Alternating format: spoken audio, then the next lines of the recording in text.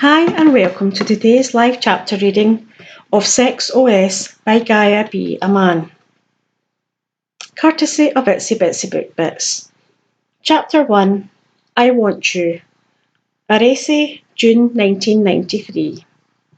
On my 15th birthday, Nico and I had been dating for 10 days, just as long as my best friend Lexi and the freaking beanpole. Lexi and I tolerated each other's boyfriends for the sake of our friendship. I was befuddled that she had forgiven the cheating jerk, and she could not conceive how Nico had burned down the school. By the way, Nico had not burnt down the school, only filing cabinets, and back when he thought he had nothing to lose. He was bad news to anyone but me. I knew better. We had been friends forever. It had taken us 6 years of ups and downs, hurting and arguing, but we were finally together. The June afternoon was hot, heat wafting from the black asphalt in puddle-like mirages that deflected the intense blue sky inhabited by a few lazy clouds. No one was around since shops were closed till 3. The only sound beyond my bike fending the warm air were the cicadas and the occasional bickering pipit.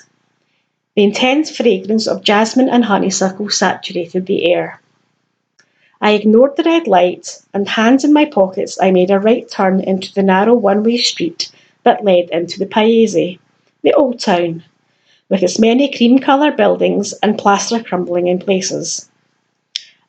A drop of water hit my forehead and startled me. I gripped the handlebar, cursing, and glanced back at the colourful clothesline strung up high across the street. Better than birdshit. A black cat trotted into a tall hedge, sending sparrows flying towards the oratory, where I hang out with my friends. In a small northern Italian town like Arese, there wasn't much to do in the summer, and we often got together by the huge courtyard run by the church and open to whoever catered to loiter. We did. In the small parking lot in front of the oratory, Great Dane, looking tough with his big sunglasses, was defending his bulky black headphones from Zelly by holding them up over her head, which barely reached his chest. He was almost as tall as the freaking beanpole, but more muscular. Both Great Dane and the beanpole played volleyball on the guys' team.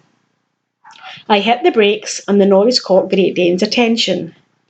Zelly snagged on the headphones and put them on, dancing and singing the popular jingle of the DJ parade, and then she saw me. "Hey Lee!" "Hi guys, is Nico around?" Great Dane snagged back the headset, sporting his silly V-shaped grin. He had never been jolly, at least not until Zelly had crashed into his world.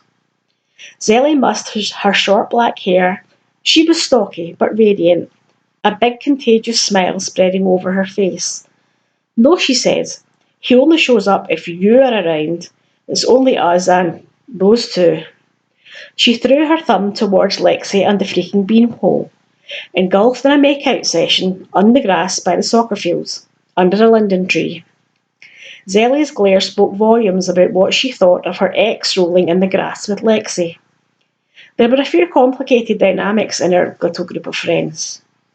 Great Dane hugged her from behind. "Are you lonely, Zelly?" "Me too." She laughed, pushing him away, then nodded past me. "Here comes Nico. Does he have a tracker on you?" She smirked, rolling her eyes. I turned to watch Nico approach, and my heart performed a rapid sequence of salsa steps I could never produce in real life. Not like I would try. I was more of a tough, bookworm type of tomboy. He peeked at me from behind his really unruly black hair and pulled one of his famous lopsided smiles, more and more frequent since we had drifted closer to each other. As my gaze locked onto his big brown eyes, my heart stopped dancing, and beating too. The squabble between Zelly and Great Dane and the yattering from the oratory's playground faded away. My vision tunnelled on Nico's lanky figure sauntering closer, hands in his pockets. He looked amazing in his blue faded t-shirt, tight around his shoulders, a small hole over the chest matching the rips in his worn-out jeans. As he reached me, the air between us turned to glue. He put an arm around me and whispered, "Happy birthday, little girl." His husky voice was barely audible over my hectic heartbeat, I breathed in his laundry, musky scent. Zelly jumped to my neck. Happy birthday, Lee. I can't believe we forgot. It's all right, I lied. Nico pried me out of Zelly's arms. Come on, let's get out of here. His voice always sounded like he'd just woken up, probably because he never spoke much. A slight drawl revealed his Sicilian origins, buried beneath years of living in the north. He hopped on my bike and I sat on the crossbar. Where to? I asked. Great Dane and Zelly exploded in indistinct jeering. Yes, Nico, where? Careful, Lee, don't go with that jerk. Nico ignored them and put his second hand on the handlebar, closing me in and leading to whisper, Surprise, I just want to spend some time alone with you. His whisper played my spine like the string of a guitar. Although Nico was as physical as it gets, nothing had happened since our first kiss. Not for a lack of trying on his part, but I was not in the mood for making out at the oratory surrounded by priests and their not quite supportive friends who insisted I should not date the arsonist womanizer. Should I be scared? I asked, half teasing as he pedalled. Definitely, he whispered in my ear. A few minutes later, Nico pulled into a little park I wasn't familiar with, by the Grand Cafe Restaurant's plaza. The sunlight blinded me. A butterfly cut across us, and the increasing droning of a plane covered the birds and the sound of our tyres skirting pebbles onto the dirt path. He turned to dive into the shade and zoomed between two tall birch trees when I asked, Wow, is this place public? No, only ours. I thought you didn't lie, I teased. I don't. This is where I come when I'm pissed off, which is often. No one's ever around. He took a sharp left down a hill towards a bunch of oak and pine trees. Whoa, I screamed. Hold on tight. We bounced all the way down and came to a full stop in front of a magnificent pine. I hopped off the bike and he hid it beneath a low branch. My butt was sore from sitting on the crossbar. He took my hand and moved aside some offshoots, leading me beyond. My ears rung with the fright, the excitement, and Nico's hand so warm around mine. We'd never been alone before, not like this. We found ourselves in a small grassy clearing in between the trees. Nico looked at me and smiled. I had seen him this happy only once, when we were 9 and he became a member of our old gang. So much time had gone by and so many things had happened. The rest of our friends were lost in time while the two of us were still together. He hugged me and repeated, Happy birthday, little girl. Thank you, I replied, my head buzzing. I loved it when he called me little girl. He nuzzled my neck and my lips parted in surprise. Nico. Oh, yeah, sorry, I got distracted. I have something for you. Good, because I had grown a little concerned with the bulging in his pants. Good thing it was a gift. I chuckled at my silliness. He handed me a small package out of his pocket, wrapped in dark red paper. For me? Thank you, I said as I noticed that the bulging in his pants had not changed. Well, open it first and stop staring at my crotch. It's exactly what you think, and it happens every time I even just look at you. Swear to God, so let's get over it, yes? Ah, okay, I answered, my face catching fire. I fumbled with the paper. The small box fit in the palm of my hand.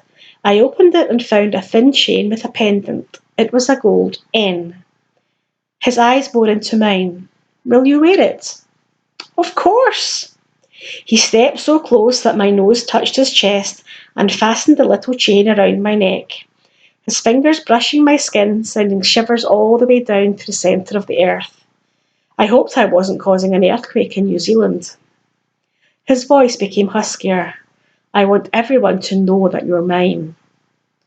I did not like the sound of that, but he had been so thoughtful, and the fact that he was jealous, that he wanted me to be his, and that he had a massive erection every time he saw me, was embarrassing and flattering at the same time. My jumbled thoughts mixed with the warmth of his body, so close to mine, paradoxically expanding my head into a huge, hot and empty space. I raped for the remainders of my brains to protest. But I'm not yours. I'm mine. He let the chain dangle from my neck and pulled back to give me the most intense stare. I could read in all of Nico's fire. His anger and his angst turned into desire. For me. His fingers skimmed my neck and I shivered, looking at the wild daisies, trying to worry about New Zealand to distract myself from the steamy situation causing my brain to sizzle. He took my chin in between his fingers and turned my face back to him. He pressed his lips on mine, parting them and tilting his head sideways, hungry, yet flooding me with an onslaught of emotions. I'd never been kissed like that. Honestly, I'd barely been kissed at all. I felt liked, even loved. He nibbled at my lower lip, pushing into me, and I stumbled back, surprised by his vehemence and the sudden alliance of my body with Nico against my brain. He caught me and laid me down on the grass, still kissing me, ending up pressing on top of me. I did not mind one bit, but how far was I going to let this go? He put a hand under my shirt. Not that far. I seized his hand and he stopped, breathing on my neck. Lee, I want you. Holy and smoking hell. Ah, Nico, I'm flattered, but there's no way. He rolled off me, exhaling, rubbing his face with his hands. Right. Sadness permeated his voice, and he smothered his face against my shoulder. This is why I thought it would be a bad idea for us to be together, Lee.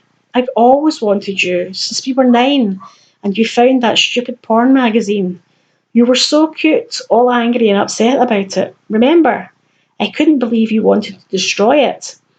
He shifted his legs, readjusting his pants, laughing. If you'd been aware of how gorgeous he was when he laughed, he'd have done it a lot more. I hit him on the arm. To Nico's dismay, I had burned the stupid mag. I bit my lip. So do you regret it? What? I looked at the grass. I was twisting in my fingers. Being with me, I'm not ready to, I won't be for ages. My estimate is years. His face blanched. You're kidding, right? I shook my head, terrified of his answer. He broke into the sweetest smile. I'll make you change your mind.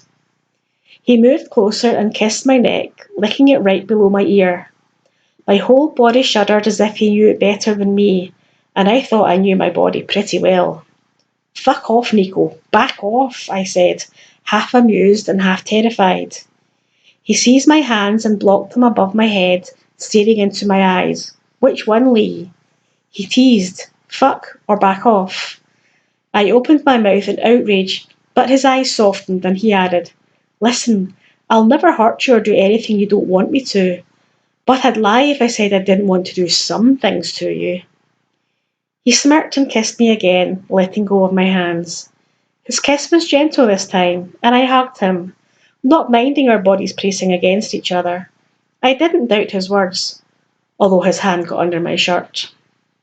This time he was the one who stopped, hugging me tight and hiding his face into my neck. I liked when he did that. He was breathing fast. I realised that I was too. Sex to me was mysterious and omnipresent, just like God. Italy simmered in sensuality, from Benetton advertisements arranging colourful condoms in an artful display to erotic Italian comedies pervasive on TV. Yet the consensus was that God disapproved of sex and condoned it only after marriage. But talking, ogling and joking about it was somehow okay, for guys. What happened in secret was only for God to judge and for me to wonder. Several of my friends were no virgins, including Nico. The biology and anatomy of the act had been unravelled for me in school with all the pain embarrassment can bring. The many books I surrounded myself with had answered any residual question but one. When was the right time? Was there a moment in your life when this cumbersome question mark turned into an exclamation? So there I was, Lida Balney, 15, clueless and puzzling about sex, the great unknown, with Nico the Thug's massive erection waiting on my thigh. Who would have ever said? I snickered. I always get in trouble with you. Right, not like you didn't know what you were getting into.